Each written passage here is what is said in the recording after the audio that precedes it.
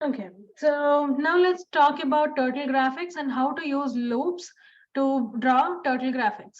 So instead of using turtle.forward 100, turtle.right, or turtle.set heading 90, 180, repeating that for 4 more times, that is having 8 statements, you can just have that by using a loop and then be done with 3 statements.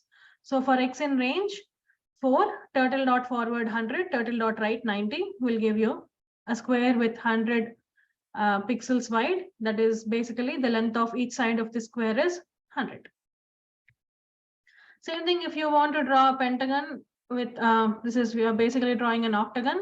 So octagon has 8 sides. So you're just using 8 as your number, forward 100, right 45. So when you want to determine patterns like this, so the number of circles is defined as 36, radius is 100, angle is 10.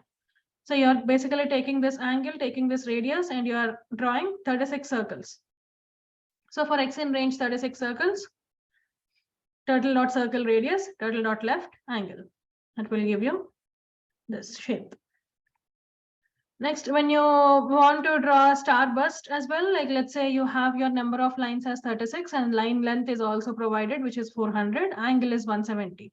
So the loop will be for x in range, total number of lines, length of each line, that is turtle dot forward with line length, and then tilt in the angle. So turtle dot left angle. That's it. So this is basically the representation of the usage of the loops in turtle graphics.